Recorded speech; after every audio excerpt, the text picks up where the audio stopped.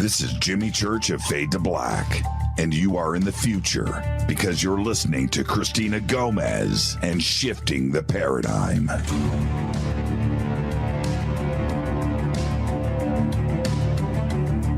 Howdy, folks. This is Lou Elizondo, and you are listening to my very good friend Cristina Gomez on Shifting the Paradigm.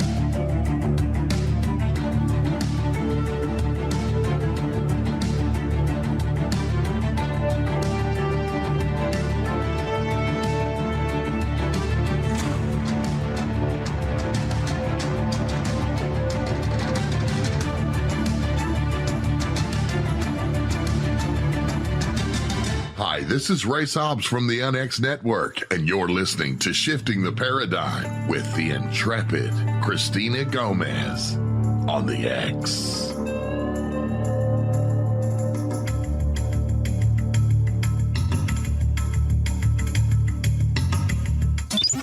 You're listening to the UnX Network, KUNX-DB, Kansas City, Missouri.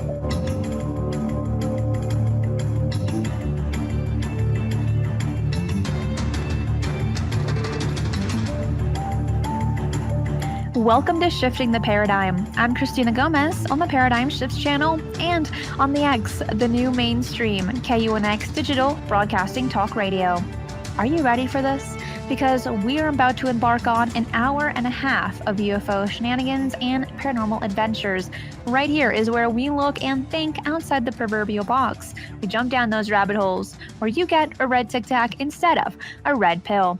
First off, make sure you subscribe and share these shows on social media to those who you think are having their minds and eyes open to the reality of the UFO mystery. All of these shows are great primers, and in the push for more clarity, transparency, and disclosure, the more voices demanding answers, the better. For those listening on KUNX Talk Radio and affiliates, I have 3 other shows each week that only air on my YouTube channel. The Unknown Zone is a short format show, about 8 to 10 minutes, focusing on different mysterious topics that airs every Monday at 10 a.m. PST. This Monday was on Machu Picchu in Peru and hints of long-lost advanced ancient knowledge. Mysteries with a History is live on Thursdays at 2:30 p.m. PST with my co-host Jimmy Church of Fade to Black Radio. And this week is on the Mysteries of Egypt Part 2, as Jimmy has recently got back from his 2-week trip in Egypt. On Fridays at 3 p.m. PST, the live show Weekly Strange News is where I cover all the mysterious headlines and news from around the world. So definitely check out my website at strangeparadigms.com for all show archives, more information, and direct video links to my channel. Some quick news. The Synthetic Party is a new political group in Denmark that is committed to following the platform thought up by an AI entity known as Leader Lars. Out of all the political parties eyeing a seat in the Danish parliament this year, the Synthetic Party is the most intriguing by far. It was founded in May by artist collective Computer Lars and nonprofit art and tech organization Mind Future Foundation. Apart from promoting the presence of AI in politics, the Synthetic Party also aims to become an alternative for the 20% of the Danish population that never votes in elections. Some of the policies that the Synthetic Party has proposed so far include establishing a universal basic income of about $13,700 per month and the creation of a jointly owned internet and IT sector in the government that is on par with other public institutions.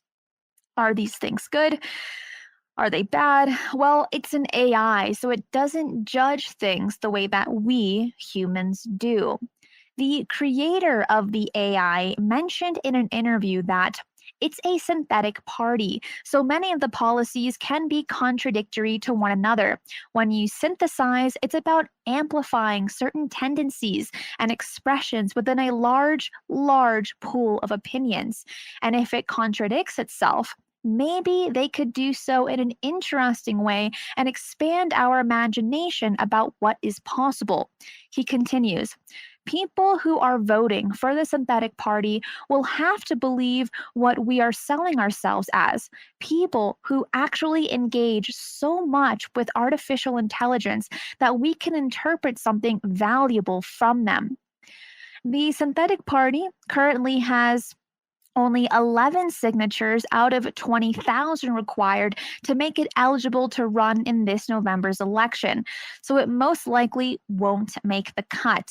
But the creator of the party says that he and his colleagues are in contact with other synthetics from around the world to create local visions of the party and ultimately have some form of synthetic international.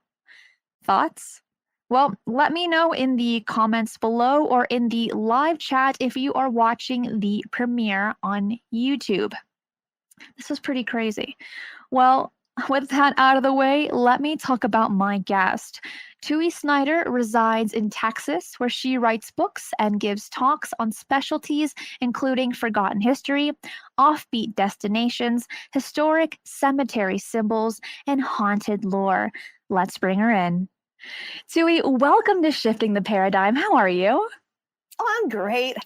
Before we get started, can you please tell us a little bit about yourself and your interest in graveyard history and the paranormal? For sure. All right. Well, I sometimes joke that I used to write fiction, but then I moved to Texas. And yeah, that's sort of a joke, but it's also quite true. I moved to Texas in 2009, and there are so many amazing, crazy, weird stories down here that actually are related to history that I started writing about them. But I write books. Here's a pile of some of the books I write. And then I give talks about the books that I write. And I've been interested in histories. Well, I shouldn't say history. When I was growing up, I thought history was the most boring topic in the world because I thought that it was in school. It seemed like all they ever did was talk about, this battle and that battle. But I've always been interested in how people lived and what day-to-day life was like. And I mean, it took me years to connect the dots that that's actually history. I used to play in a really beautiful historic cemetery in Blacksburg, Virginia. And when I was a little kid, this creepy guy, janitor, tried to kidnap my friend and me. And we escaped because we knew how to run through that graveyard, and he couldn't catch up with us. He was literally tripping over headstones. So, I mean, I've been interested in cemeteries for quite a while. And then from there, it branched out into what the symbols mean on the headstones, which I find quite fascinating. Did that janitor go to prison after attempting to kidnap you and your friend? No, you can kind of see if people are wondering, that's my cat down there. No, this is the horrible thing. This was before the whole Amber Alert system and all this and that. And our parents did not believe us when they heard this story. I mean, it was scary. We actually, the long version of the story is that we were 9 years old and we would go, when I grew up, your parents would let you walk places by yourself. And so we walked to the Girl Scout meeting, and it was in a church, and we didn't know they'd canceled it. And unbeknownst to us. So then this janitor comes along and he says, "Hey girls, the meeting's actually down in this other room." He locks us in another room and makes it very clear that I'll just be delicate here, his intentions were no good. I mean, we were 9 years old and we knew this was not going to end well for us. So we managed to climb out a window. Luckily it was on the first floor. And it still felt like a jump to me. Climbed out into the bushes. And then we just start walking home. We're like, what just happened? Like, he pulls up next to us in a car and tries to get us. So that's when we ran across the street to the graveyard. And he was chasing us with a car, but we just ran off and, got through the woods. We knew the shortcut was. We got home. I got in trouble. We both got in trouble. Our parents thought we were lying. I mean, thank goodness there's more awareness these days. But we got in trouble. They thought we'd made up a big story. And I mean, it was terrifying. And yeah. That's unbelievable. And it's unfortunate. And I'm really sorry that you had to go through that. And this is a reoccurring theme where children are a victim to things like this. And it's like, but kids are so innocent and so sweet. Like, why would anyone want to do that? But we're just going to shift gears just a little bit away from that. Sure. Because living and doing extensive research in Texas, that is home to an alleged alien grave. can you please share with us what you know about the 1897 UFO crash and alleged burial of the occupant?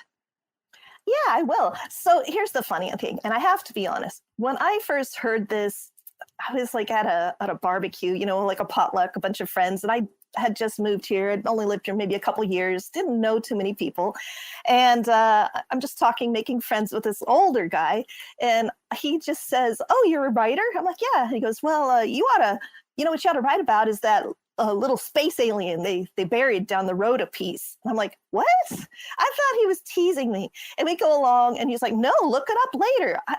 So I tried Googling it. There really wasn't too much out there. But what I discovered was I live about 15 minutes away from Aurora, Texas. And in Aurora, Texas, there really is this legend that in 1897, an airship crashed there. But I'm just being straight up. Personally, I thought it was the stupidest thing I'd ever heard when I heard it. I mean, I'm just being honest. But I have to say that is one of the reasons that I joke that I used to write fiction, then I moved to Texas, because I started looking into newspaper archives and I wanted to see the original article about it. And guess what? There were hundreds of sightings of airships in Texas in 1897. And it was part of an even bigger group of sightings that happened in America. Now, this is at a time when, yes, there were some very rudimentary hot air balloons that had been used mostly in France.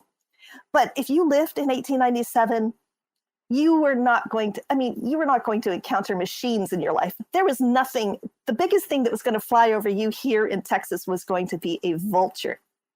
So I started every spare moment I got, I was looking into newspaper archives and reading the articles that people were writing and trying to figure out what were they thinking. And you know what? I think to me, that is one of the most fascinating parts of this. Is like, how would you describe a machine if you'd never really heard an engine before? So I found accounts where there'll be a farmer and he's out in his yard or, tending the cows or something. And he'll say a huge swarm of bees, what sounds like a huge swarm of bees. And then he'll describe the airship and it would have like a red light and a green light on it. And so, like I'm saying, much to my surprise, I thought this was going to be a one incident. There were hundreds of these reported in the newspapers during the spring and summer of 1897. And like I said, nothing should have been flying in the air. The Wright brothers didn't, make their ship make flight until 1903, I think. So we are definitely, nothing should have been in the air. So it's a very fascinating tale. And what makes this one especially exciting is that this one crashed. And the townsfolk found a charred body, and it was a small body. And they say, even though it was extremely burnt up, enough of it remained that they could tell that it was, quote unquote, not of this world. And so they buried it. It was the day before Easter. And in those days, a stranger died in your town. It didn't matter what planet they were from, I suppose. But if, there was someone just died in your town, you didn't know who he was, you were going to give this person a good Christian burial. And so that's what they did. They buried it the next day. And so I went up there, I think it was 2012. I, drove up, it's like 15 minutes from me, which I was like, I could not believe I had never heard of this, because we're talking like 50 years before Roswell. And here's a space alien body. What? Very exciting. So we drove up there, and sure enough, I think I have a little bit of a picture of it. I have a coaster of it that I made. I took a picture of the grave, and it looked, hopefully you can see it. That's what it looked like when I saw it. See how it looks like there's little portholes? That's what I think is so cute. So it looks like a little cigar-shaped craft with those little portholes on it. And then the sad thing, so I took this picture and I think I put it on Instagram or something. And I went back a few months later and someone had stolen that headstone, which is just really tragic. And so now there's just a rock there. Like I said, I went from thinking it was the stupidest thing I've ever heard to being one of those things I can't stop researching because I'm so fascinated by it. And I don't know if we'll ever prove what was there, but they have done things like the History Channel has been there. They've used ground penetrating radar. Jim Mars has done extensive research on it. So people have looked into this. And to your understanding, has anyone attempted to dig the grave and attempt to find the body, if there was one? Well, And yeah. what do you know about that? Well, the problem is, okay, the when every cemetery will have its own cemetery association, and before you can exhume a body, there's a lot of paperwork. You can't just go up and talk to the caregiver and go, "Hey, do you mind if I dig up this grave over here?" So they were a little bit cheeky, I would say, because they said, "Sure, but you have to part of exhuming body is you have to notify next of kin." How are you going to reach the family of this entity? So that was one way to kind of put the kibosh on that for a long time. So they have never been granted permission to dig up the grave, which is very sad. Now they have done ground penetrating radar, which did reveal that there was maybe a child-sized coffin there. So that's something to consider, but they have not gotten permission to just, let's dig it up. Let's solve this once and for all. Actually, in 1973, I think it was 1973. Okay, here's what's interesting. So this happened in 1897, but in a few years, it was pretty much forgotten, and a long time went. And in 1973, Jim Mars and another friend of his, they were writing about aviation, and they knew of this tale, and so they brought it to light, and it just really caught the local, I don't know, it was the right time for it. People were very interested in UFOs and things at that time, so it became a huge phenomenon. In fact, the local police, and it's a very small town, Aurora has like 400 people living there roughly. And so their police force had to be out there 24/7 guarding this space alien grave. And they did so for a couple of weeks because people were coming from all over the world to see it. And then the very day that they quit, the night after they quit guarding the grave, something happened, and Jim Mars went back with his friend. And when they did the ground penetrating radar, it no longer registered the same, but they found 3 distinct holes, like drill marks around. So they think that maybe somebody got there at night, maybe peeled back the dirt, I guess, and very carefully, so you couldn't tell at the first glance that it had been dug up. They think that whatever was in there was dug up back in 1973. That's one idea. I might be garbling some of the facts on the exact dates there, but that's kind of what happened. And that seems to be a somewhat reoccurring theme when it comes to like crash retrievals or alien bodies as well, where like as soon as it hits the public, it gets swept away really fast soon afterwards.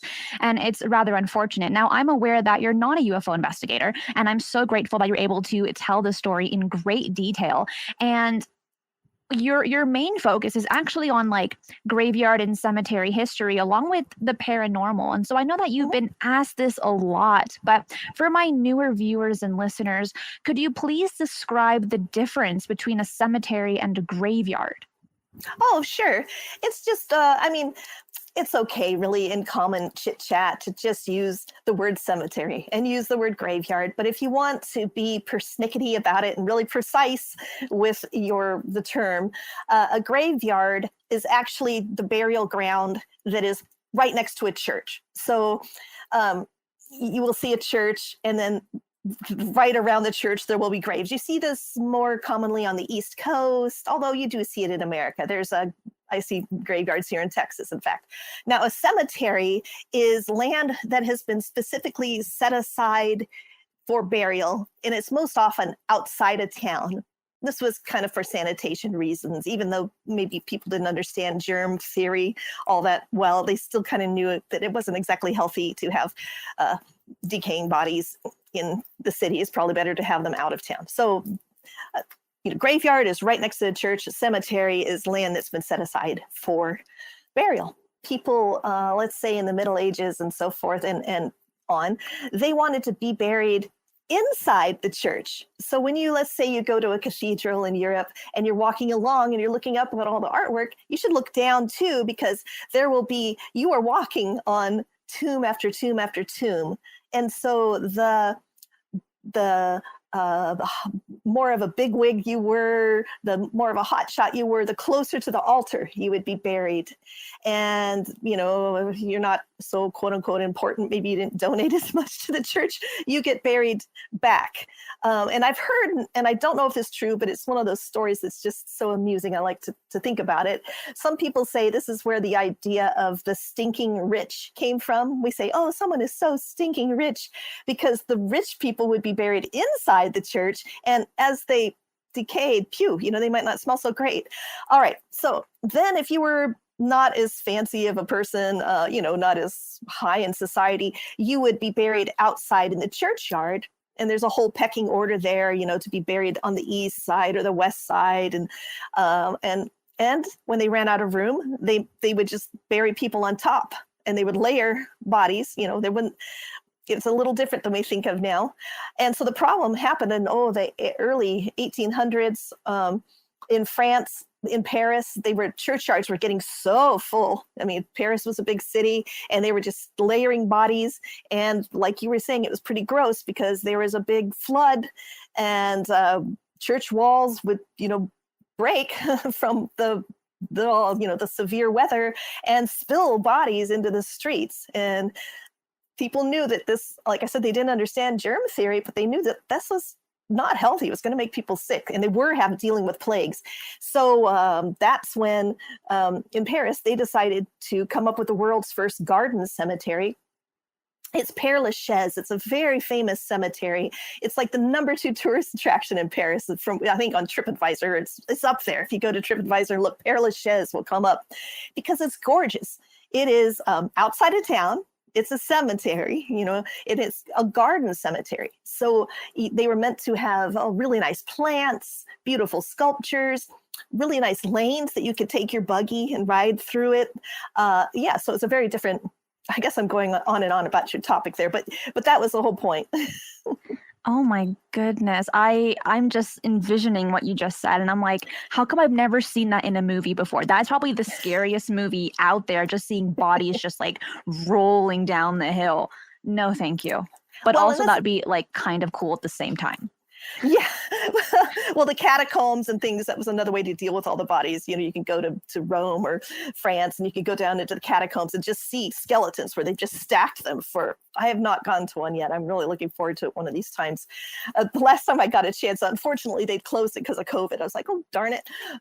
But I think one thing that people don't realize about these garden cemeteries, like the one I was describing, was the Americans noticed what the people in Paris had done. And so they started making them. So there's one called Mount Auburn in Massachusetts, and it's the first garden cemetery in America. It is so pretty there. You've got to Google Mount Auburn. People get married there because it's so pretty. I mean, who would go, oh, I want to go. Usually if someone's going to get married in a cemetery, you picture them like all, you know, dressed all goth and everything.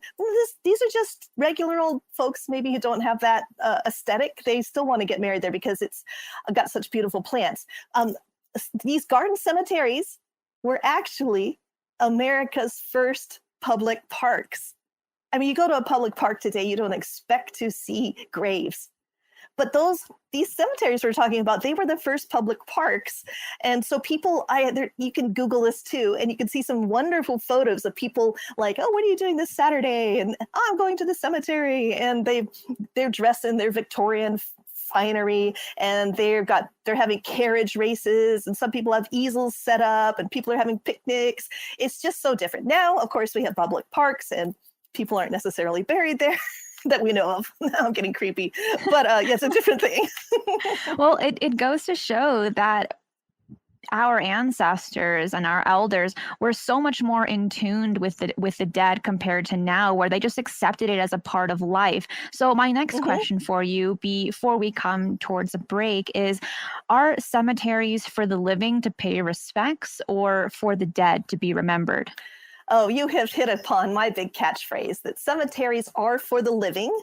They're for the people who are mourning, but then they are for the historians.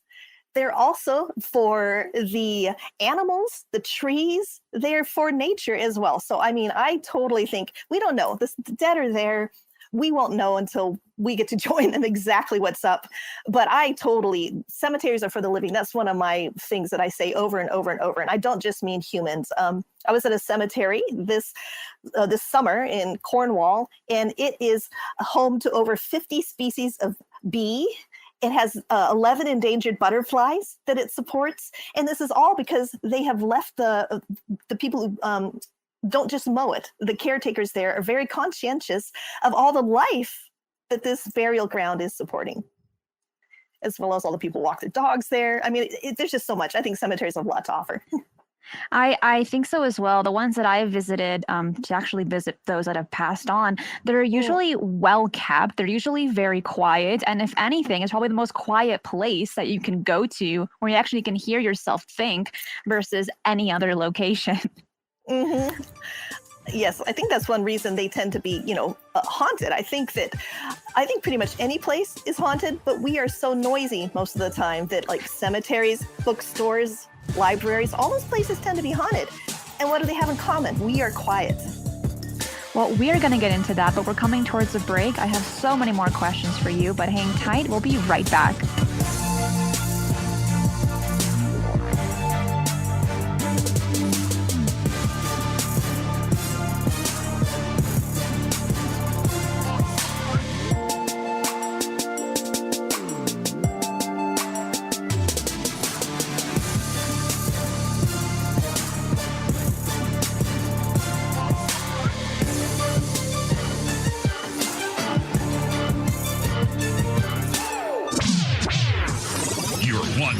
Gigawatt paranormal powerhouse, KUNX-DB, The X. This is Micah Hanks of the Micah Hanks program right here on KUNX. And right now, you're having your paradigm shifted by the one and only Cristina Gomez.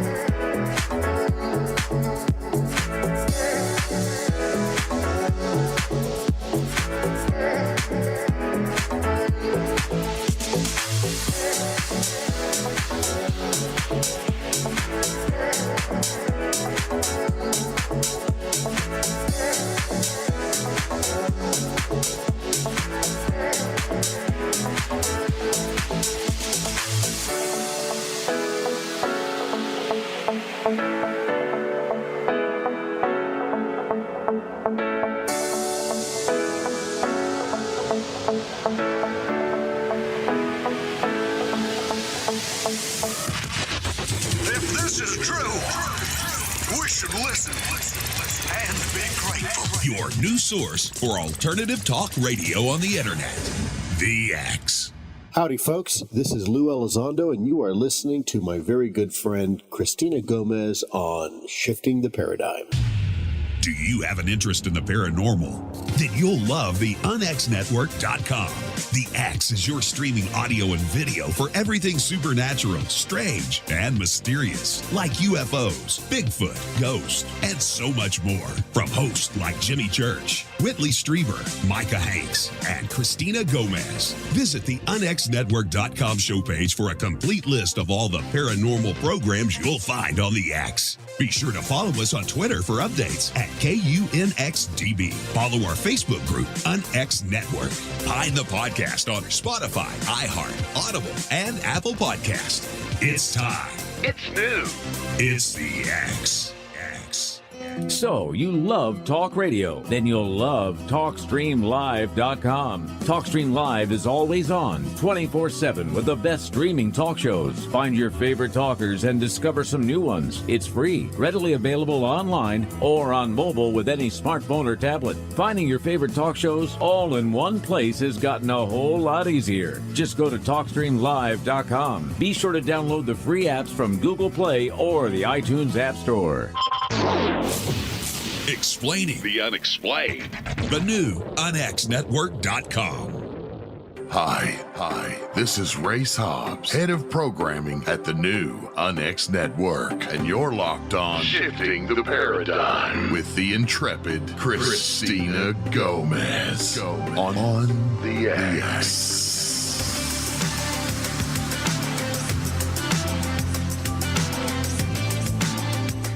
This is Jimmy Church of Fade to Black, and you are in the future because you're listening to Cristina Gomez and Shifting the Paradigm.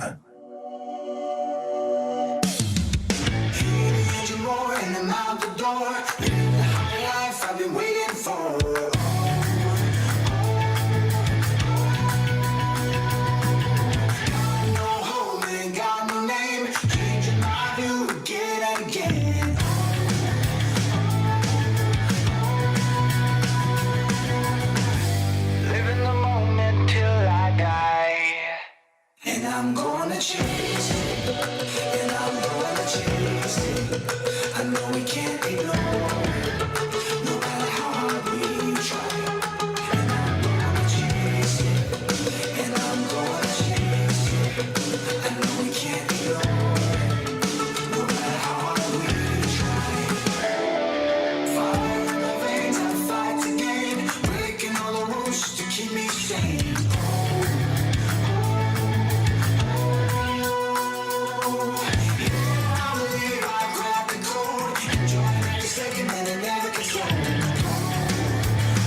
Welcome back. With me today is Tui Snider. And when it comes to October, or Ghostober as it's known here on this channel, people like to go to graveyards and cemeteries hoping to see a ghost or like some freaky looking tombstone.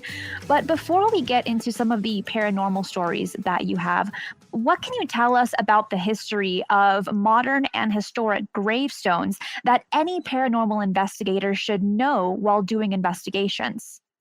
I would say that if you are in a historic graveyard or cemetery, you really do need to be careful where you walk. People often say that, oh, it's disrespectful to walk across a tomb. But obviously that isn't the case, because people are buried in churches and we're walking across them all the time. The real issue is that these old pine caskets can break. And I spoke to a man, I gave a talk at a monument builders conference. So these are people who are making headstones. And this man told me, he said, whatever, he goes, I know you go to a lot of cemeteries. And he just told me, don't ever go alone. Always make sure your cell phone is charged. And don't run it. If you're in the old section, don't run across the graves. Be very careful, because he said one time he had to go and check where he was going to be putting a headstone the next week. He was in a big hurry. He went by himself. His cell phone wasn't charged. And he thought, I'll just trot back and make it. It was getting close to sunset. He wanted to he ran across through the old section. He heard a crunch, and his leg, he said he got sucked down into the dirt. There was this, slurping sound. He said the water table was really low. And I mean, was there. I mean, the water table was high, and it was like getting into his boot. He got stuck, and he said he was stuck for 45 minutes. And luckily someone came along and helped, happened to be, bringing flowers for another grave, and they got him out. So that is something to be very careful, I would say.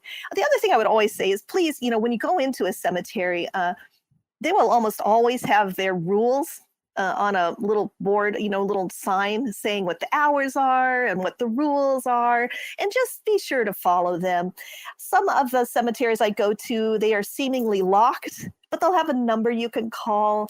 And I mean, most vandals aren't going to call and get the number to be let in. So don't let it discourage you if something's locked. Make sure, but look for those signs. I think that's super important. That's really interesting, to the fact that if there's a phone number, you can actually call it, and then maybe the person owning the cemetery might actually unlock it. See, when I see those locks, I'm like, oh man, they're closed. I'll just come back another day, and then you forget. But now I feel a little bit less discouraged that if that were to happen to me, I know I can make that call, and hopefully they'll come in. They'll be like, yeah, I'll unlock it for you, no problem. Or a lot of times they tell you where the key is hidden. It's like geocaching. They'll tell you, go look at that oak tree, and then there's a rock next to it and a brick and a little thing. I mean, it's sort of fun. It's like you're on a little treasure hunt, I've had them tell me that, or go around to the back, because they're like, oh, I'm busy right now. Other times they come down and you get to make a new friend, but sometimes they end up sending you around, which is pretty fun. Now you're really teasing me. Now I have to call them. You must.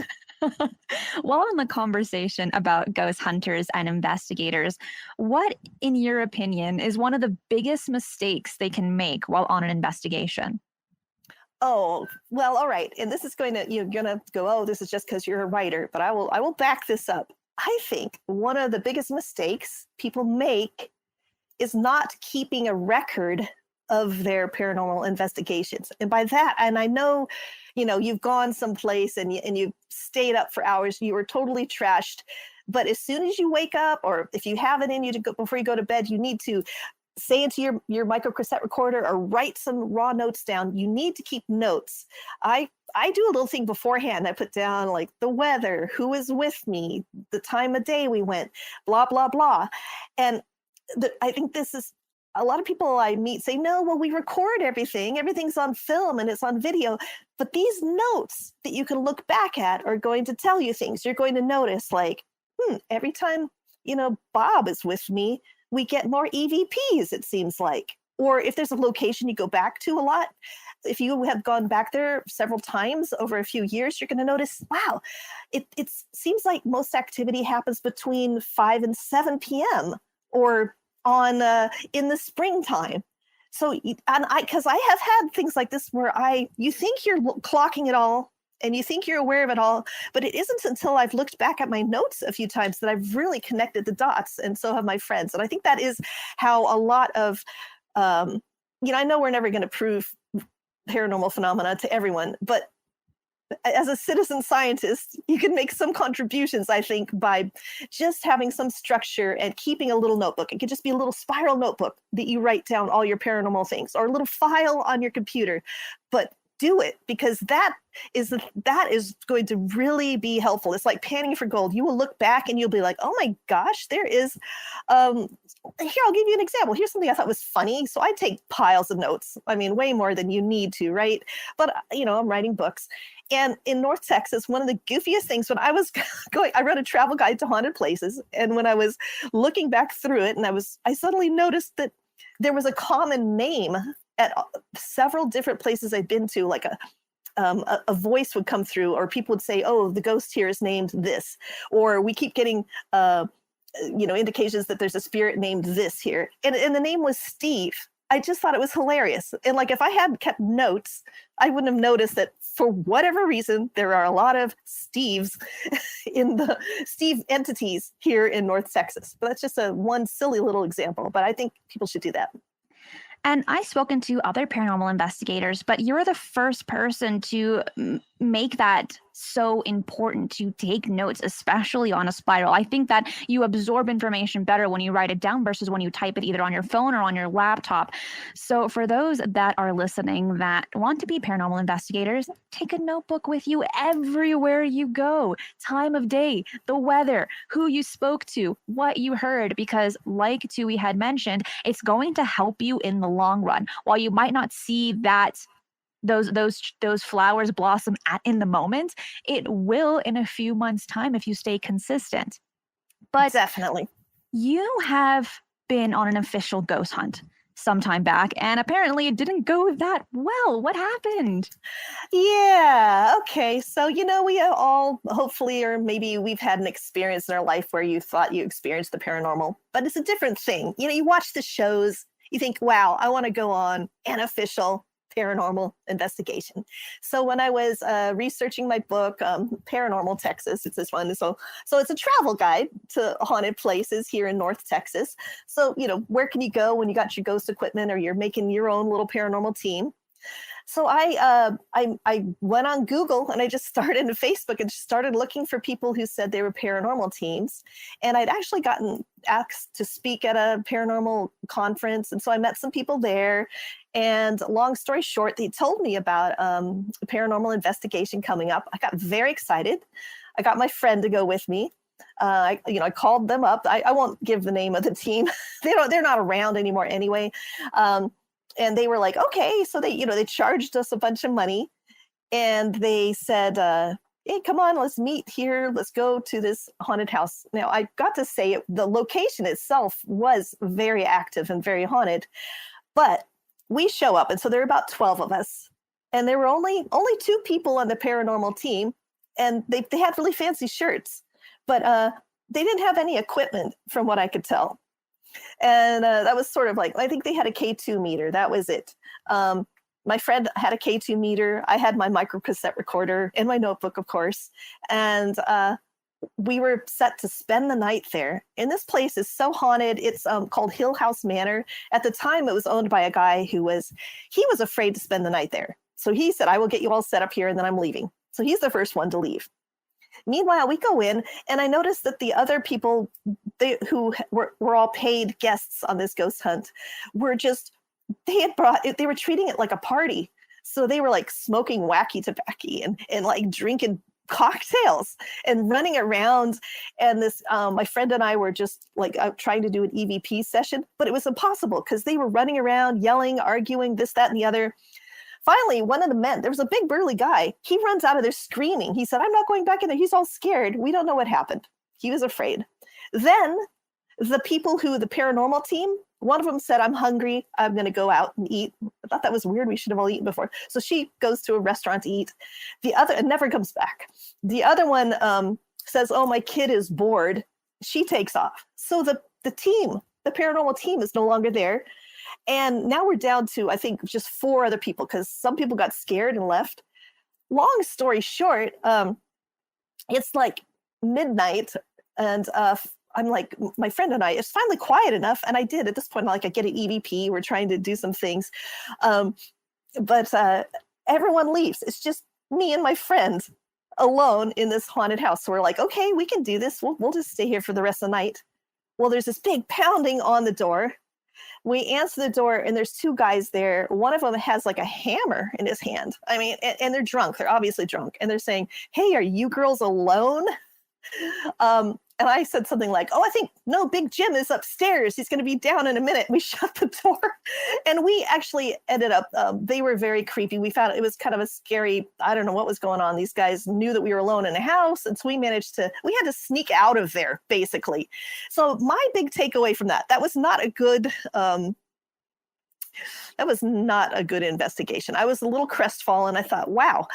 But it made me realize, here's my takeaway. And here's what I always tell people is anyone can call himself a paranormal team. It's up to you to really research their credibility. Anybody can throw up a Facebook page and make it look kind of nice. Anybody can make a t-shirt, but try to do some research before you are going to spend the night in a potentially scary neighborhood, kind of like we did, and maybe get ditched. So you really want to, that was a bad experience. Luckily after that, my next paranormal investigation I went on was wonderful. And I went on a couple. There's 2 teams here in North Texas who are the real deal. And they do really high quality, very professional paranormal investigations. But I mean, that first one was an eye opener to me that, wow, you don't have to, there's no accreditation saying a certificate that you put on the wall that lets you know that you really are dealing with a good paranormal team. So be very careful and do a lot of research.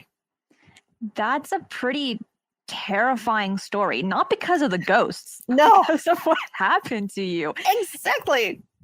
But it goes to show, and this is something that I've said multiple times here on Shifting the Paradigm, is that we should be scared of the living and not the dead.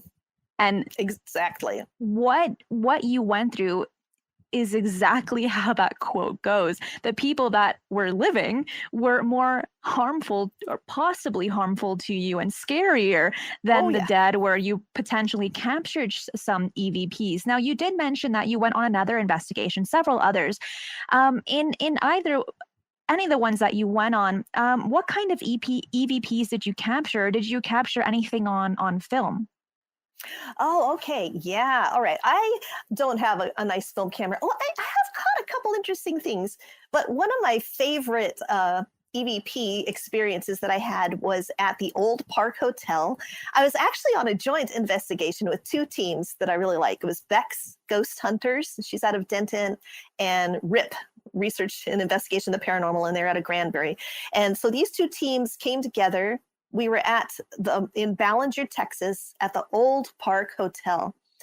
And, I've been on a few investigations with them, so I kind of know how it goes. We show up about, 3 in the afternoon, and they start they'll have an area that they call Command Central. So they have a area that has all the computer monitors and all the cameras that they've set up. You can go and be watching, and there's always someone in there, like with a walkie-talkie, and we always know where every single person is at all times. So if you hear a thump, you know that nobody's in that room because you know where everybody is. Or you hear a thump and you know, oh, that's probably Greg because he's over in that room. And there's always, so they're very professional, like I said. But the problem, or not the problem, but the thing that you might not think about with a genuine paranormal investigation is that it takes hours to set it up if you're going to do it right. And so they were setting it up, and I was just staying out of their way. And Dan, he's the guy who owns Old Park Hotel.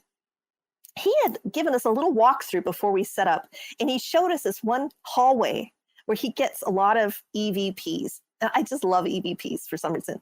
And as he was doing it, in fact, he goes, well, here, I'll just give you an example. He goes, I just ask a question, and then I count to 10, and then I ask another question. And so he said something like, okay, this team, these two teams have driven several hours. They've driven 5 hours to be here today. Is there anybody here going to keep them company? And you hear a man's voice go, I'm right here. I mean, it was like, wow. And we hadn't even set up for the whole night. So I was like, ooh, very excited. So while the two teams are getting ready, I went upstairs, and they're down, like I said, taping down wires and setting up this and that. And I'm just staying out of their way. They know they can call me if they need me. And so I have my microcassette recorder, and I say something like, I just wondered if there was anybody up here with me. And then I count to 10. And then I'm about to say something else, and I hear Greg go, hey, Tui, are you singing? And I said, no, I'm not singing. I know I have kind of an animated voice, so he thought I was singing. He goes, no, I heard you singing. It sounded just like you. I didn't think anything about it. All right. So the next day, as it turns out, I didn't know that Becky had already put another microcassette recorder right by me. So I have mine going. She has hers like on a table right next to me. She, as we're all driving home the next day and we're all so tired, she texts me and she's like, oh my God, Tui, you were singing. I got an EV, I got a thing of you singing. I said, I was not singing, just send it to me. So she sends me the recording she got. And what you hear is me saying, I just wondered if anyone was up here with me. And then you hear, it sounds on her recording, it sounds like me going, do, do, do, do, do, do, do, do. On my recorder, you hear nothing. Now, the funny thing that whole night, and that freaked me out because even to me, it sounded exactly like me. But I knew I didn't make those noises. So then what was weird when we were listening back through the whole night and also on my notes, this is where it's good to keep notes. I kept notes. We had done at one point, like after each time we would be in a room, I would jot a few notes down. And also this ended up being on the recorder. At one point, I'm sitting in a dark room, and it was very late, like 2 a.m. And Greg, he just goes, Tui, where are you at? And I'm like, I'm over here. I'm in the room with you, He says, no, I just saw you walk by the door. So I don't know what was going on that night, but that's what got me. It was as if something was imitating me. He goes, it looked like you. It was just a little shorter and had the same hat. I was wearing a different hat, but yeah.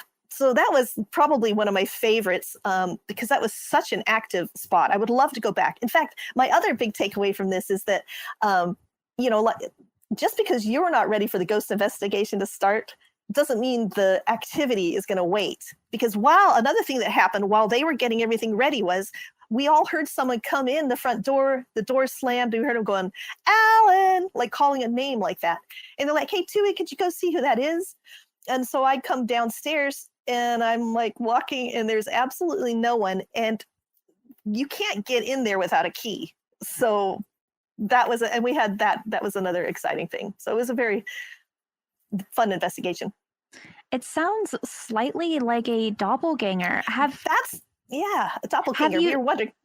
Yeah. Have you done any research on doppelgangers when it comes to ghost type entities? I've looked into it. I've had friends who have had doppelganger experiences, but they were different than mine. I don't know. The more I think about it now, Yeah, so a doppelganger is when there's a double, it's like a double version, like another version of you. And one of my friends was a caregiver for another person who was very ill. And as she was sitting downstairs, he was bedridden, he was dying of cancer. She sees him just walk across the room and she says something to him. Well, he doesn't answer her. And so then she follows him into the other room and he's not there. She ran upstairs and he was sound asleep.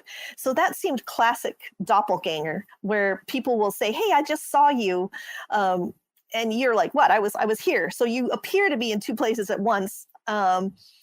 There are a lot of cultures with different ideas of doppelgangers. It's often meant people think it means some sort of bad luck. I don't know. I have thought about this a lot. In this case, for some reason, I almost think it was just like something impersonating me for some reason. But I guess I don't know how to distinguish that from a doppelganger. But it felt very mischievous that whole night. A lot of things that were happening. So I really don't know. The jury is still out. That was one of those things that happened that I was like, wow, I do not know how to explain this, and I'm very excited for that. Well, I would rather pick an entity that's mischievous than harmful any day. So in that case, for you, I think it was more of an entertainment than like feeling fear for your life, where they could possibly harm you or give you threats and things like this. But that wasn't the case for you. So I just want to shift gears just a little bit, just for a moment. And you have a really fascinating account about the famous Spock hand gesture. So when I came across this in your research, I was surprised. I had no idea. So when you were looking at the headstones that does the live long and prosper hand gesture, what does that mean when it comes to headstones? Here, I don't know if people can see it. I kind of got it. This is on my book about understanding cemetery symbols. Okay, here, this is one example of it. Pardon my chipped nails, but yeah, that's it. So when you see that, you were most likely in a Jewish section of the cemetery, or a Jewish cemetery, or just someone of Jewish descent. And that hand gesture is a gesture that means they descended from the tribe of Kohen. So it's called Kohen hands. So quite often the person's last name will straight up be Kohen, or maybe it won't be. But yeah, and so what's interesting about this is, it makes us think of Spock, right? Live long and prosper. Well, Leonard Nimoy was Jewish. And when he was a kid, he saw some of the priests making that gesture to each other. And so years later, when Gene Roddenberry was told him, hey, we wanted to, they were developing his character of Spock, he said, what could be an interesting hand gesture for him to do? And Nimoy just remembered what he'd seen as a child in the synagogue. And so he said, hey, how about this? And so that's where the live long and prosper actually has its origin. It's not the full Kohen hand, but he just came up with that. So I thought that was pretty neat, isn't it? I thought that was super cool. And, being a Trekkie, I'm so disappointed that I didn't know that information. So when I came across it, when I was doing research for today's show, I'm like, I need to ask her. I need to know the full story behind this, because I know I'm not the only one that didn't know. Yeah, it's a fun one. It is. And talking about another book, called The Paranormal Texas, Your Guide to Paranormal Places, you talk about Smiley's grave. What is the significance of this place, and is it really haunted? Yeah. Now, whether it's haunted or not, it certainly, I guess, deserves to be, but not for the reason that most people say. Unfortunately, sometimes the true history and the kind of the urban legend really are quite different. And that's one thing I did in my book, Paranormal Texas, is when I investigate or I write about a haunted place. So the book is meant to take you or tell you about haunted places, but it's also meant to give you the actual history behind them. And what people say about Smiley's grave is that I think it's like May 27th or something, 1927. It was in the 1920s. If you go there and visit, this is over in Garland, Texas, you'll see a headstone and it says Smiley, and then it has the names for a whole family, and they all died on the exact same day. And so the urban legend that isn't true, there's all sorts of variations, say that Mr. Smiley was this horrible guy and that he killed his whole family. That's not the case. It didn't take much research. I looked up that date that they all died, and the headlines are in Texas, in North Texas, are all about a horrific tornado. It was a nighttime tornado. That's just terrifying to me. I live in Texas now, and I mean, tornadoes just most of the time they happen during the day, but a nighttime tornado, all I can say is thank goodness we have Doppler radar now. I have an app on my phone. Well, back in the 20s, these poor people, sound asleep, tornado just ripped through their neighborhood, and it killed the whole family, the whole Smiley family. So people, you know, the legends have come up that if you lay there, you will feel like you're being sucked into the grave. I have been to Smiley's grave a few times, and I must say, I do get, I can feel sort of sadness there. I don't know if it's because it's a very tragic event. But no, people are blaming Mr. Smiley, and it's not his fault. Blame that horrific nighttime tornado. And when it comes to feeling things, have it be tombstones or even objects, you know, people state that they can feel happiness, sadness, fear, and things like this. Now, in this case with Smiley's grave, people believe that he slaughtered his whole family. That wasn't the case, but it's been visited so often with people having that type of intention. Do you think that could be a potential reason to why people are feeling sucked into the grave because of their intention? Or is it truly because there's that sadness there due to how they really did die? You know, it's hard to really measure that. I think you go into something with a certain expectation, you can work yourself up towards it. But I mean, I think that if people are feeling something there, it's probably the grief. I mean, that would make sense that there would be a lot of grief surrounding that grave. Yeah, but I mean, that's not where they died exactly. So I don't know. You know, it's hard to measure, to quantify these feelings that people get. There certainly are places that do seem to affect people. And I have been on investigations where people have walked into a room and have been just overcome by grief. And I know people who go to a lot of cemeteries, and they've just gone to a certain cemetery and just been overcome in certain areas. So I do somehow feel that there can be energetic stains, if you will, that we can feel. That's an interesting way to put it. Energetic stains. And I wish that there was more scientific research done on places and items such as those, because it is rather bizarre on how certain locations and objects can just suck in or harbor certain emotions that if you touch it or if you're near it, it affects you. Tui, we are coming towards another break. We will be right back.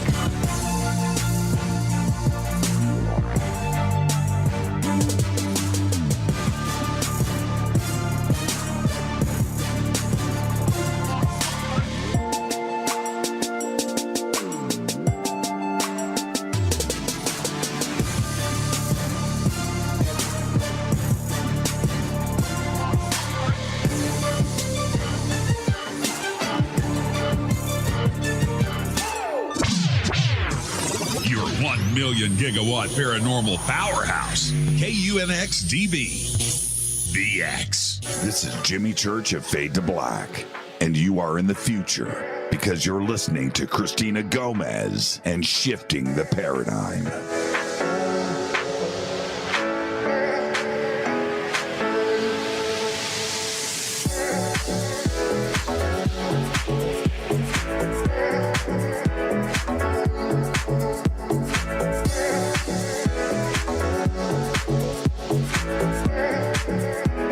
I want to thank all of you for listening to The X. But did you know you can watch live streaming video and catch your favorite video casts on the UNX Network YouTube channel? Wow, you mean I can watch the X shows anytime? That's right. Watch any show, anytime, even binge watch your favorite programs. Which shows are on the UNX Network YouTube channel? You can watch Most Haunted with Dan Terry, Entity Voices, Paranormal Evidence, Paranormally Blonde, and Unexplained Phenomena all Australia, and many more. Also, be sure and catch live coverage of special events and special broadcasts from the UNX Network. That's great. I'm going to subscribe to the UNX Network channel right now. Awesome. You can find everything you need to know about the YouTube channel at unxnetwork.com. That's unxnetwork.com. It's your one-stop shop for everything unexplained. It's the new mainstream. It's the UNX Network. Explaining The unexplained. the new unxnetwork.com. Are you ready to read about true paranormal events? UNX Media publishes nonfiction books about UFOs, ghosts and haunted places, time anomalies, cryptid creatures, and more. Just like KUNX-DB Radio, it's all about unexplained phenomena. Visit www.unxmedia.com to see our list of great book titles by Debbie Ziegelmeyer, Gene Walker, Devin Listrom, Wayne Lawrence, Bill Spicer, and yours truly, Margie Kay. That's unxmedia.com.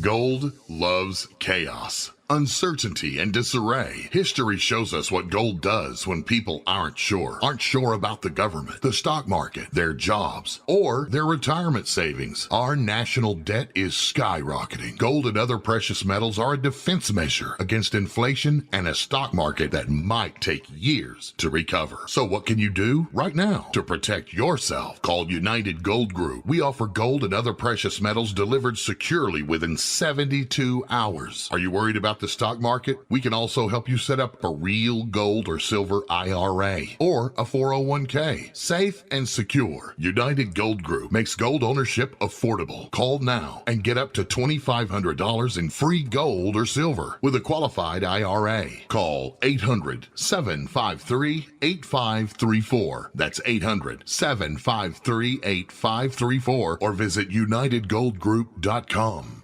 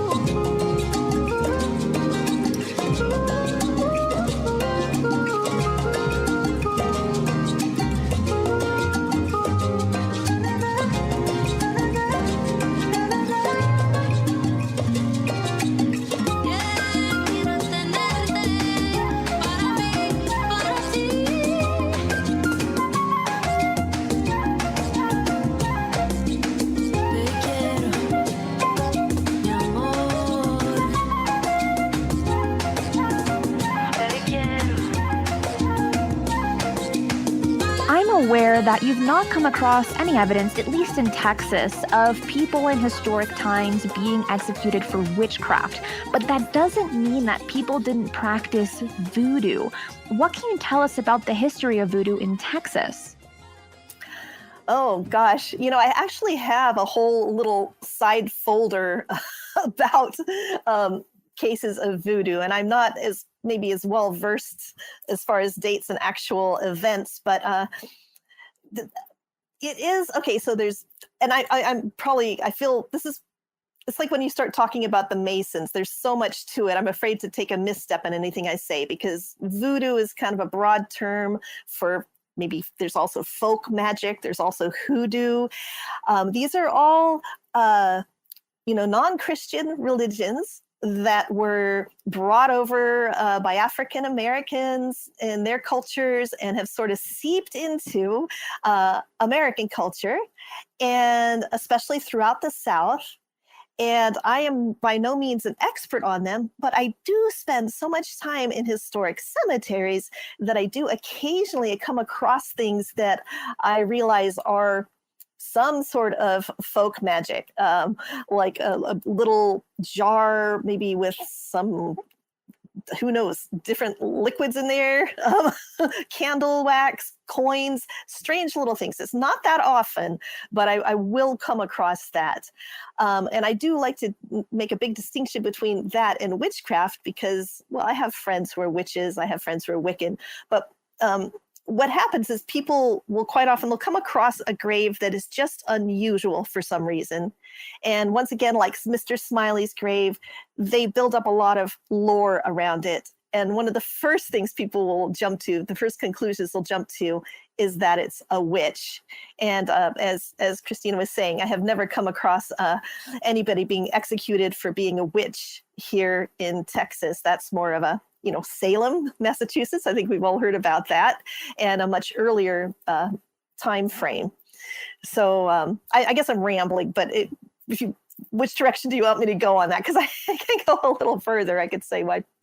Well, when it comes to voodoo, I'm personally just not familiar with it. And when I think of voodoo, I think of Louisiana, and that's about it. So when I had come across your research and some mentions that you talked about voodoo in Texas, I was like, what evidence is there of it being practiced in Texas? Like, is there chicken feet, blood, things like this? Like, what's going on in these graves?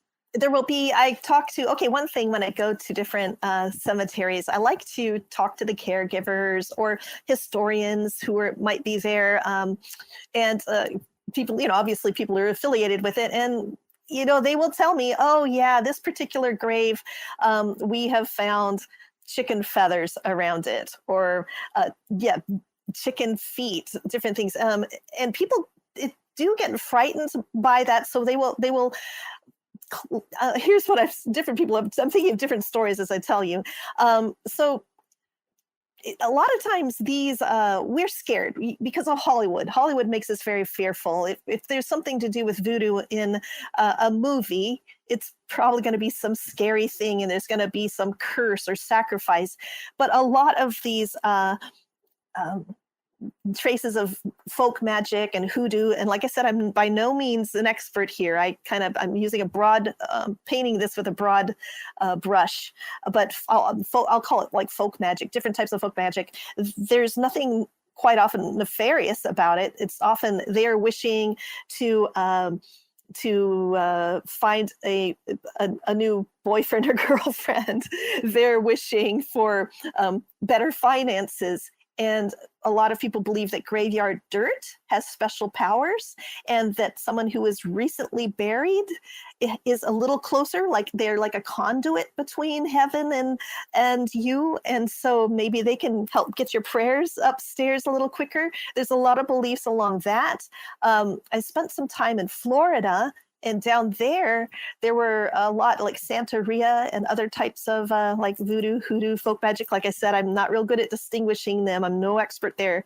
But I talked to different caretakers there, and I also would read in just the regular newspaper, the news accounts that the courthouses they would find like different animal, usually chicken parts on the doorstep, and the janitors would say, yeah, we have to clear that off before a big court case, because people will hope that this they're trying to, do, I guess, a spell to make their court case go into their favor. And so sometimes these ceremonies, they might end up doing them in the cemetery too. And I think that, while our first reaction might be fear, it's really just someone going, okay, my son is in jail. I need graveyard dirt. I'm getting it from someone who, like a teaspoon of dirt from here. I'm scattering coins and, whatever. I'm not sure. I can, they're all very different. So it's nothing that's going to affect you. I mean, it can seem disconcerting, like, wow, why am I seeing this here? But in general,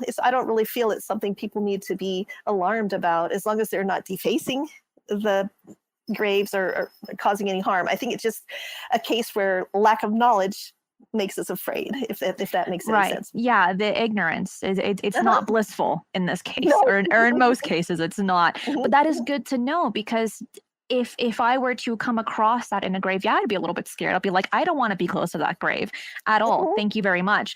But the way that you explained it takes the weight off my shoulders, in the sense of I feel a little bit more at ease that if I were to see that, there wouldn't be that fear factor in me or in others that are listening to you. Have there been any symbols that were alluding to cryptids, or if people were accused of being like vampires or werewolves in their lives, that would be like demonstrated on a grave or on a headstone? Not that I'm aware of. Boy, that would be really cool, though. I would love to see like a a Bigfoot or like a cryptid. Let me think.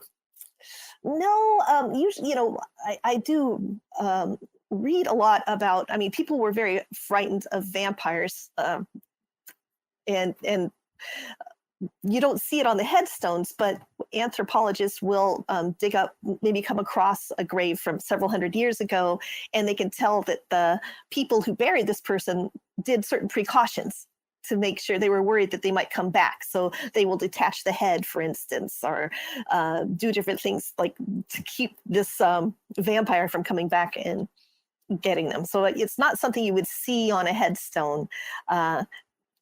That I can think of. Anybody who is a real outcast, societal outcast like that, if someone was thought, we think Mr. Joe Bob is a werewolf or shapeshifter, or we think Sue Ann is a practicing witch, those people are not going to get the fancy headstone. Most people don't buy their own headstones out. I mean, I'm not saying that it's a big generalization, but what I'm saying, okay, 100 years ago, like we're talking about the 1800s, if you were doing well at work, you would think, hey, you think you have a big long life ahead of you, but in your 20s, you might commission, if you had the money, you would be thinking about the nice headstone you want to leave.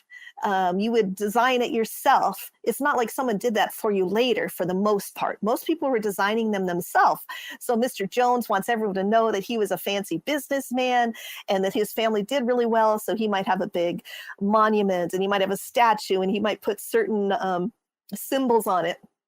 And so people chose them themselves. So anyone who's a real societal outcast probably isn't going to have the money and to have made a grand tomb for them. And then when they did die, people aren't going to do anything for them. Now, the one example of this being otherwise is that I've come across here in Texas, where I love this story. These two, it was in the late 1880s, and there were these two men who were just, I call them frenemies, even though the word frenemy had been yet to be coined, but they were both known to be murderers, really bad men. Even the local newspaper said something that no one should hang out with them because they're so terrible. So there was nobody left for them to be friends with. So they'd hung out together all the time. And Jim, what was it? Mr. Rose and Mr. Robinson. And they had this, if they wanted a drinking buddy, they wanted to do something. It wasn't that they particularly wanted to be friends, but they were the only choice they had. So they would hang out together. And one day, one of them went up to the other and he's like, hey, Jim, would you like to get a drink of whiskey with me? And the other guy said, no, alcohol doesn't bring out the best in me. And so he got upset that his friend was going to quit drinking. So long story short, they killed each other and shot each other, and they both died. And the townsfolk created, normally, someone does something lousy, they don't really get a great send off. But this time they buried the people. Now the rumor is that their caskets are chained together, but I have not been able to verify this. But instead of a headstone, they have these two cast iron poles sticking up with a chain between them to kind of symbolize how they are linked together, their bad deeds in life and in death. I just thought that was so interesting. That was pretty rare to have the people do that. Yeah, and if you don't know the symbolism, it would just look kind of bizarre to you just to see two rods and a chain attached. You're like, what is going on here? But knowing the symbolism, it makes going through graveyards that much more interesting to attempt and dissect their background. Be like, who were these people? And you do this whole story in your head of their lives and things like this. And I think that, in my opinion, that's kind of the intention of the symbols on the tombstones. Is that correct? Yeah, it's a way to bring them to life and make sure they are remembered and to present themselves. People always want to present themselves in the best light, but sometimes there's a lot more to the story. Yeah, I mean, I have another one. I did an article about it on my website. This woman in Monroe, Louisiana, and she has kind of a mounded grave with these rusty doors that you can go down into. and her husband and her son both died before she did. She used to actually go down in there, read the Bible, and do her sewing, hang out with him. That's in the Victorian era. That was not considered so weird. Even Abraham Lincoln used to go and sit next to his son's little casket for hours and read and things like that. So they would call it communing with the dead. But anyway, she had been the victim of such malicious gossip because when she and her husband, she was not from town, and she was this pretty young gal who came, he met her elsewhere, they got married, they came to town, and all the town gossips were saying, like, they're not really married. She's like a lady of the evening. She's a hussy. They were very cruel to her, and they did not let her integrate into society. So he did really well. And after he died, she commissioned this monument of him, and it's a statue of him life-size, and he's holding a copy of their wedding decree, which is like tap, tap, been engraved. I mean, it's been, you can read the whole wedding decree, and he's looking downtown, like I think he might even be pointing, I can't remember now, but he's like giving the stink eye to the people downtown saying, look, I am married to this gal, and, you lousy people. So I thought that was very pointed. Yes, ma'am. That sounds to be the case. It's like bring that spite over to death while you're there, right?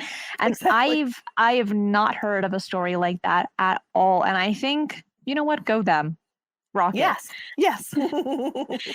In your book, Paranormal Texas, you talk about Hell's Half Acre in Fort Worth. I mean, this place sounds very scary, probably a great place to have like a haunted house attraction, but why is it called that? Oh, wow. So when you think of the Wild West and you think of Butch Cassidy, Sundance Kid, Sam Bass, all the famous outlaws you can think of, they were all hanging out in Fort Worth in an area known as Hell's Half Acre. That's where they were gambling, they were playing dice, they had the brothels, they had, it was just a rowdy place. And there were some like long-haired Jim Courtwright and Luke Short. They had a big old gun battle on the sidewalk, all sorts of things like that. So, and it's still the area where Hell's Half Acres is in Fort Worth in the Stockyard. So if you ever come to Fort Worth, it's really worth visiting. And there are some very haunted places there. In fact, the first time I was on Coast to Coast AM, I stayed at Miss Molly's, which is a real, George Norrie knew about it. I mean, it's a famous place, and I've been there a few times.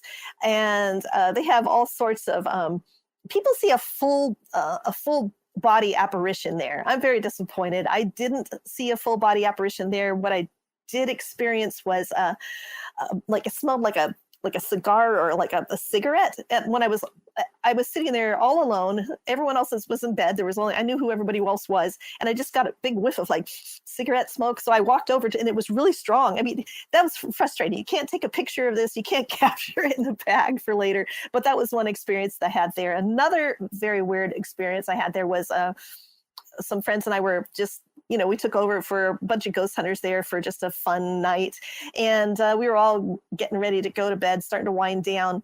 And one gal had gone to bed pretty early and the door's locked, because it's a hotel. So each room you go in and if you shut it, it locks. So we're sitting there, we're all just getting a little punchy. And we notice, is Kim or whatever her name is she getting up again? Because we see the doorknob starts to move. It's like the doorknob. And then we watch and we're like, you're all really tired. We watch it unlock, and it just opens. It unlocks and just opens like a crack. And then she doesn't come out. And so one of my friends gets up, runs over, looks in, and she's like, she's sound asleep. The door just decided to, we're like, darn it, why didn't we take a video of that? We thought it was really happening for, she was waking up. So yeah, that's a really amazing town. There are that's part of town that is really the epitome of the Wild West. When you think of a good old gunfight, wild rootin' tootin' cowboy stuff, Hell's Half Acre, that is the area. When things like that happen, especially when unlocking a door, it makes personally me question, what was the purpose for that? Was it their room? Did they actually want to interact with the person sleeping or the person in the room? What were their intentions? And it's unfortunate that for the most part, we can't ask them those questions. We can do some EVP sessions, but usually they're not full-blown conversations. Yeah, that is unfortunate. If only. If only. I guess only when we cross over can we have full-blown conversations. Yeah, be careful what we wish for, right? That's true. I'm not planning to do that anytime soon. But if it were to happen, I don't want to know there. that bad. I'm curious what happens, but I don't want to know that bad. So, do you think it's true that small towns are more haunted and ominous than big cities from your research? That is a really good question. People always ask me like which town is more haunted, which place is more haunted. I'm not sure about the population. I must say that there are certain towns that that just, if you give you more for your paranormal, more bang for your paranormal buck. And one of them is Mineral Wells, Texas, and they do have actual mineral water. They sell the mineral water there. And some of the craziest experiences I have had have been in Mineral Wells. I've actually seen like a glowing orb with my bare eyes, just like I didn't know that you could see them with your bare eyes, almost like ball lightning or something, except it was white. And I'm not sure. I mean, I try to think, Dallas has its share of hauntings. That's a big city, but it does seem like some of these little towns, certain ones just really get ignited. Like I would have to say with Mineral Wells, I just wonder if it was because of that mineral water. People say, they'll talk about limestone and train tracks and certain things making an area more haunted. I don't know. There's another town, Jefferson. They've got all sorts of train tracks. There are lots of history there, old buildings. Yeah, I don't know. It's pretty hard to quantify. Like, why is it? Are we just noticing? Is it truly more haunted, or are people just more observant there? I do notice the people in these smaller towns seem more invested in their local history and more aware of it. Whereas people in the bigger towns are coming from all over and they're more transient population. So maybe they're not as aware of the history that came before. And it does seem for some reason that the towns were like, I can think of 3 towns where people, and they're small towns, Mineral Wells, Granbury, Jefferson.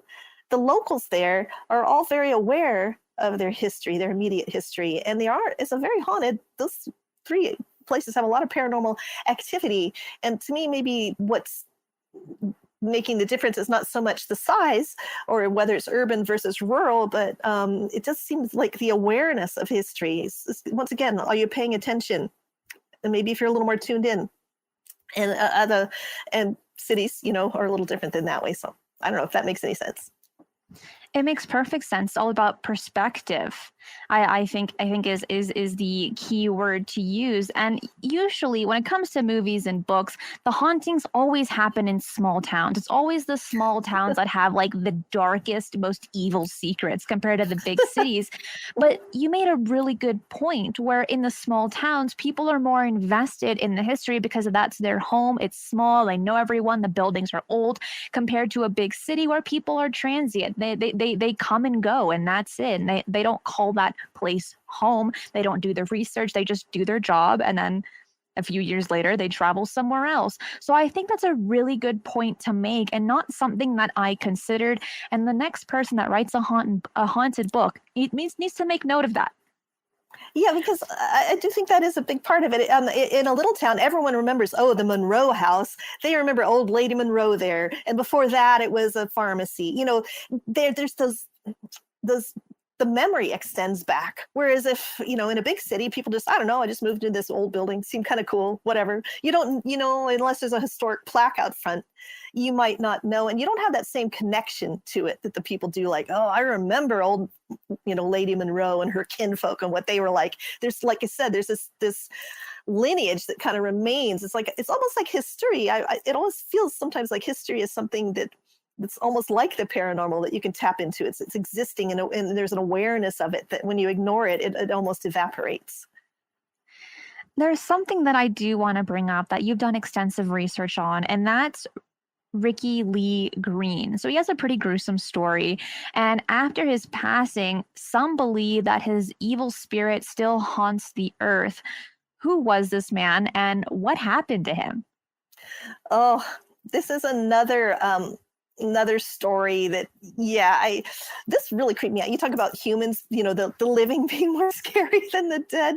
I read a book about him, and it would really creep me out. Okay, so Ricky Lee Green is a horrific serial killer here in North Texas. He's also buried in the same cemetery as where the alleged 1897 space alien.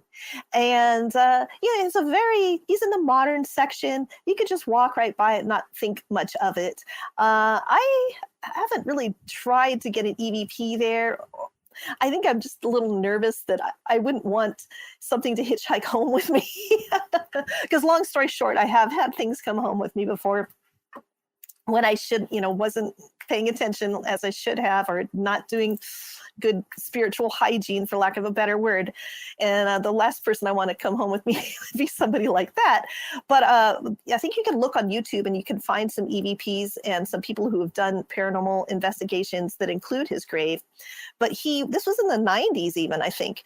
And I have met people who knew this little kid, were like his teacher, and they just talked about how he was just always just emanated just a very hateful vibe. But he seemed, if you met him apparently and you chatted with him, he could come across as polite and normal. But I think if you might have, people told me who met him, you kind of get that bad feeling in your gut, that gut feeling, which is one thing I've always wondered about. Like, if I met a serial killer, would I pick up on anything, or would I be, the ones that you hear about who can function normally, like a Ted Bundy or something? Like my friend used to work on a rape. My friend's mom used to work on a rape crisis hotline with Ted Bundy, unbeknownst to her. And he would walk her out to her car every day. And then, of course, everything went upside down when she realized who this horrific Ted was that she knew from work. And so I always thought, I always think, would I feel that? You always wonder that, right? So this Ricky Lee Green, apparently he could function okay, but when he was high, he would turn very sadistic, and he killed people around here, men and women. He sexually mutilated them. It was horrific. Very gross. And he was killed, death by lethal injection, and his grave is just about 20 minutes away from me. But I find the whole story just gives me the heebie-jeebies. Yeah, it's very terrifying, and you go in depth on that story on your YouTube channel, and I would like to mention that all of her social media links are below. And I think this was a really great way to end today's show, keeping it really spooky for the spooky season. Tui, thank you so much for being on Shifting the Paradigm. Where can people find you online to stay up to date with your books, your research, and your content? Oh, yeah. Well, thank you, first off, for having me. This was really fun. Yes, and people can just find me if they just go to tuisnider.com. It's just my name. That's probably the best place. I have a weekly newsletter that if you like historic cemeteries and spooky, interesting things like that I put out. So feel free to sign up for that. And also my books can be found on Amazon. And if you're watching this on YouTube, just go dig around on my channel. I just made the featured video one about historic haunted cemeteries, because I thought that was good for this time of year. I have a whole haunted section. Go check it out. Thank you so much.